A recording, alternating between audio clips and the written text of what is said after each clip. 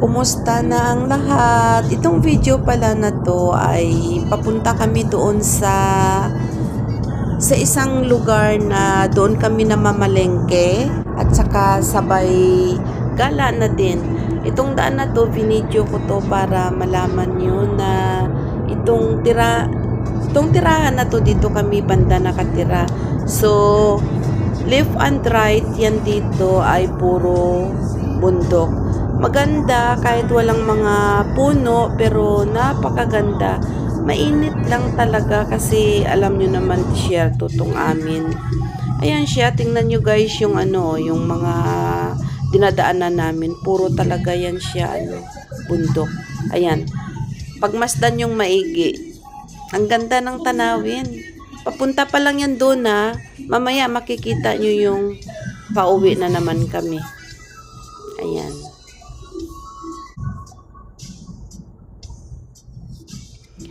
Maganda lang kasi dito pag pag dumadaan ka dito sa area na to, walang ka-traffic. Yung makapal na Tingnan nyo yung mga lupa yan sa bundok na yan.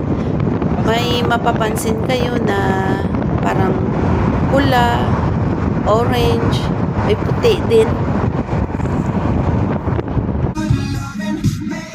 Ito siya, kung napapansin nyo yan, parang paano nila ginawa yan, diba? Left and right yan. Dinaanan yan, sinira yan para merong madaanan. Mataas yung bundok na yan, tingnan nyo. Ayan naman siya yung pababa. Maganda dyan sa taas. Yan dito, banda, sobrang taas yan, tapos pababa ka na naman yan. Delikado din, pero syempre tamang ingat lang talaga tayo pag dumadaan tayo sa Ayan nga pala siya ito, may dinaanan kami dyan, mga bilihan, parang mga souvenir. Tapos bumili kami dyan ng ng pakura kasi gutom kami nung time na yun dyan. Mga pakura, itlog, parang may mga saging sila.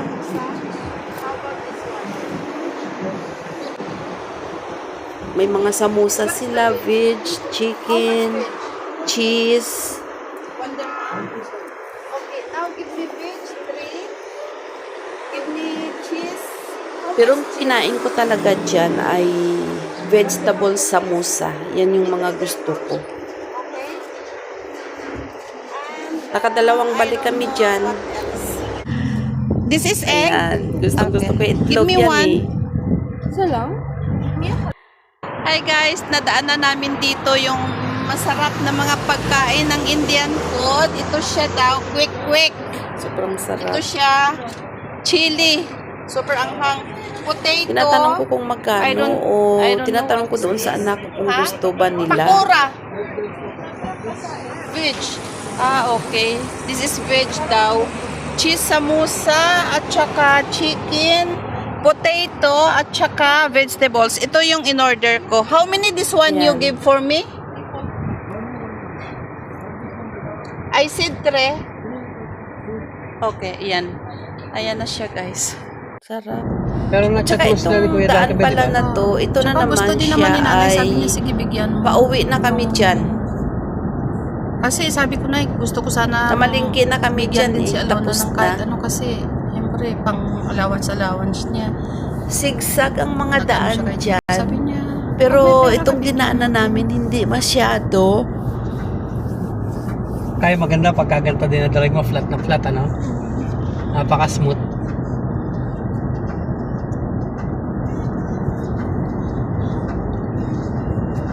Wala ang tubig na talaga Dyan banda. Doon muna sa loob ng traffic department. Pag mga 3 days, 4 days na, ilalabas ka na nila. Pag alam na nilang medyo okay ka na.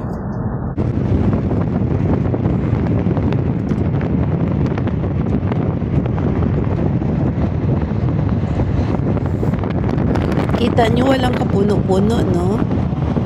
Merong mga nakikita Nakita nyo parang kulay green. Mga ano lang yun siya, bihira ka makakita dyan. Hindi ka kaya dyan sa atin mga bundok, puro puno talaga green.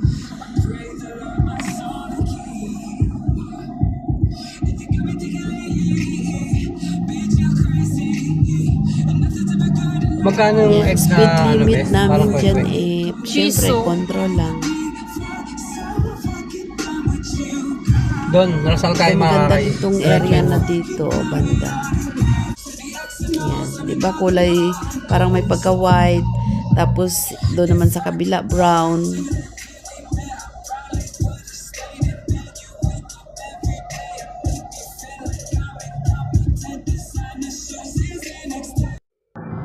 At saka yan, nung umuwi kami, dito kami dumaan sa mga, kung gusto mo bumili ng mga souvenir, gusto mo mag-coffee, pero maraming ano dyan, mga market, ayan. Tapos marami ding mga expat na pumupunta dyan. Dito talaga yung parang puntahan nila, area talaga nila yan. Kasi sa tapat nito, hotel, tsaka yung area na to talagang para sa mga expat talaga na mga tourist.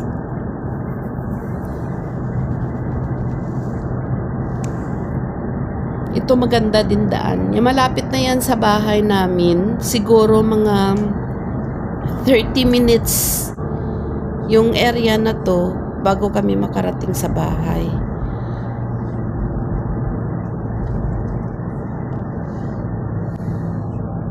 Ayan, maganda din ang daan dito. Meron din yan. Itong area na to, paano din nila na nagawa ng daan. Kasi bundok yan, siguro pinaano nila yan. Pinapatag talaga. Dito naman, yung mga lupa naman dito, pansin nyo, parang black. Pero sa baba niya, mga bato yan.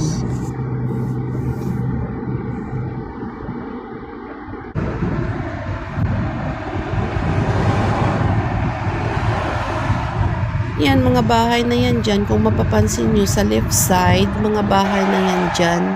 Ang gaganda ng mga bahay, malalaki din. Tingnan nyo.